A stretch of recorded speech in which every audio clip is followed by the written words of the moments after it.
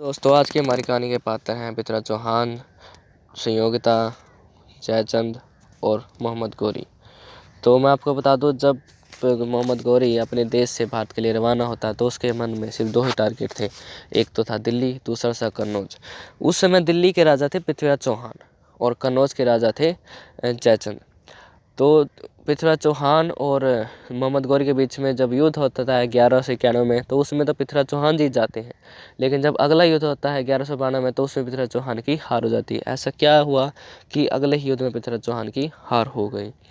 तो उस समय जब दिल्ली के राजा थे पृथ्वीराज चौहान और कन्नौज के राजा थे जयचंद, तो जयचंद का कोई पुत्र नहीं था, उसकी सिर्फ एक पुत्री थी। उस पुत्री का नाम था संयोगिता। और वो अपने राज्यकारों के जब दूसरे राज्य में जाता था तो वो अपनी पुत्री संयोगिता को ही अपने साथ लेकर जाता था। जब वो पृथ्वीराज चौहान के दरबार में गया तो वहाँ पर पृथ्वीराज चौहान की और संयोगिता में मुलाकात होती है और उन दोनों का आपस में प्रेम हो जाती है। जब इस बात का जयचंद को पता चल जाता है तो वो संयोगिता का स्वयंवर कर देता है। और वो क्योंकि वो नहीं चाहता था कि उसकी पुत्री की शादी पृथ्वीराज चौहान के साथ हो, इसलिए वो पृथ्वीराज चौहान को न्योता भी नहीं भेजता। इसलिए वो चाहता था कि पृथ्वीराज चौहान के साथ उसकी बेटी की शादी ना हो। फिर जब पृथ्वीराज चौहान को ये पता चलता है कि संयोगिता का स्वयंवर हो रहा है तो वो भी कन्नौज के लिए रवाना हो जाता है। इस तरफ जब संयोगिता का स्वयंवर हो रहा था तो जयचंद ने पृथ्वीराज चौहान को निमंत्रण नहीं भेजा था। और जब संयोगिता, क्योंकि उसको मन ही मन में अपना पति मान चुकी थी, इसलिए जब वो वरमाला लेकर चल रही थी तो उसको रास्ते में किसी भी राजा की तरफ नहीं देखा। उसको तो मन में सिर्फ पृथ्वीराज चौहान से ही प्रेम था। इसलिए जब वो ढूंढती हुई अंत तक चली गई तब भी उसको पृथ्वीराज चौहान कहीं भी दिखाई नहीं दिए। तो फिर वो निराश होकर वापस मुड़ने लगी। तभी पीछे से एक गाना बजता है। वो गाना क्या था?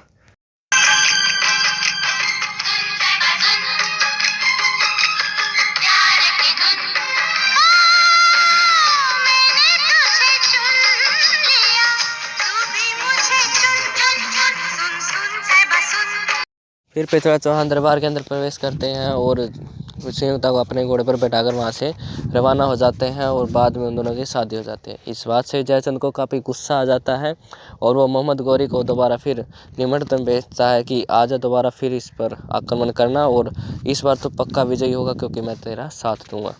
लेकिन मोहम्मद गौरी के अंदर तो बहुत भय बैठ गया था। तो वो क्या कर रहा था, उसने उसको पता लिखा कि नहीं भाई, मैं तो मरते मरते बचा, मैं नहीं दोबारा आना चाहता, पृथ्वीराज चौहान मुझे जान से मार देगा।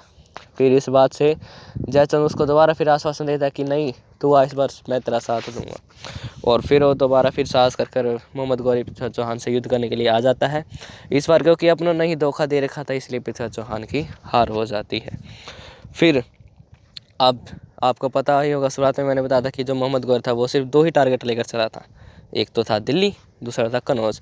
दिल्ली तो अब उसको मिल ही चुकी थी, तो अब उसका नेक्स्ट टारगेट क्या होना चाहिए? उसका नेक्स्ट टारगेट होना चाहिए कन्नौज। कन्नौज का राजा कौन बैठा था? कन्नौज का राजा था जयचंद। वो जयचंद की तरफ हमला करने जाता है, तभी जयचंद उसको कहता है, भाई मैं तो तेरा दोस्त हूँ, तुम उस पर हमला क्यों कर रहा है? मैंने तो तेरा साथ दिया था। लेकिन मोहम्मद गौरी जो एक क्रूर शासक था, वो उसकी युद्ध स्थल पर ही हत्या कर देता है। और अब मोहम्मद गौरी को दिल्ली भी मिल चुकी थी और कन्नौज भी मिल चुकी थी। तो इस प्रकार 1194 में जब चंदावर के युद्ध में वो जयचंद को भी हरा देता है तो मोहम्मद गौरी को अपने दोनों टारगेट हासिल हो जाते हैं। तो फिर मिलेंगे अपनी नेक्स्ट वीडियो में अगली कहानी के साथ। वीडियो अच्छी लगे तो लाइक शेयर ज़रूर करें। Thank you.